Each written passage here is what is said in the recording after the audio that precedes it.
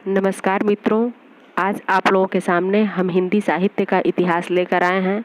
आशा करते हैं आप लोगों को मेरी ये वीडियो पसंद आएगी। तो देखिए, हिंदी साहित्य इतिहास लेखन की पद्धति। तो लेखन की पद्धतियों में 4 तरह की पद्धति का प्रयोग किया गया था। पहले वर्णानुक्रम पद्धति, कालानुक्रम पद्धति, वैज्ञानिक पद्धति और विधेयवादी पद्धति। अब प्रश्न उठता है कि वर्णानुक्रम पद्धति क्या होती है। वर्ण यानी अक्षरों के आधार पर, अल्फ़ाबेटिकल। पहले जो इतिहास लेखन की परंपरा चली उसमें जो इतिहास लिखा गया पहले वर्णों के आधार पर लिखा गया। जैसे कबीर लिखा गया, केशव लिखा गया, यानी इस तरह वर्णों का प्रयोग किया गया, न कि समय का प्रयोग किया गया। तो इस तरह पहला प्रयास गारसा दत्तासी और शिव सिंह सेंगर ने किया। इन दोनों लोगों ने वर्णानुक्रम पद्धति का प्रयोग किया। उसके बाद आता है कालानुक्रम पद्धति। काल का मतलब होता है समय, यानी इन लोगों ने समय का ध्यान रखकर इतिहास लेखन की परंपरा को शुरू किया। ग्रियर्सन और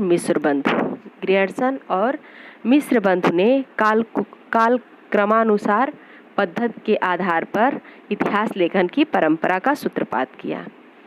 अब तीसरा है वैज्ञानिक पद्धति। गणपत चंद्रगुप्त ने वैज्ञानिक पद्धति का प्रयोग किया। और चौथा है विधेयवादी पद्धति। रामचंद्र शुक्ल, बच्चन सिंह और रामस्वरूप चतुर्वेदी ने विधेयवादी पद्धति का प्रयोग किया।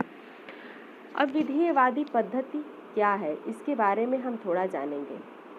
विधेयवादी पद्धति, इस पद्धति के अनुसार किसी साहित्य के इतिहास को समझने के लिए जातीय परंपराओं, राष्ट्रीय और सामाजिक वातावरण एवं सामाजिक परिस्थितियों का अध्ययन एवं विश्लेषण आवश्यक है।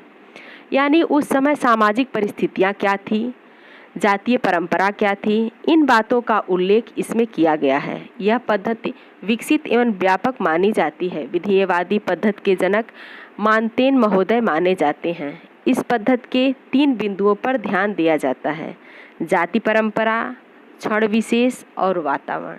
यानी उस समय जाति क्या थी, परंपराएं क्या चलती थी, क्षण विशेष यानी उस समय किस चीज़ों पर ध्यान रखा जाता था और उस समय का वातावरण क्या था। हिंदी साहित्य इतिहास लेखन की परंपरा के बारे में आइए और भी कुछ हम जानते हैं। वास्तविक रूप से तो हिंदी साहित्य परंपरा का इतिहास 19वीं शताब्दी में भी हो गया था, लेकिन इसका तात्पर्य यह नहीं कि इससे पहले इतिहास ग्रंथ लिखा ही नहीं गया। इसके पहले इतिहास ग्रंथ लिखा गया था।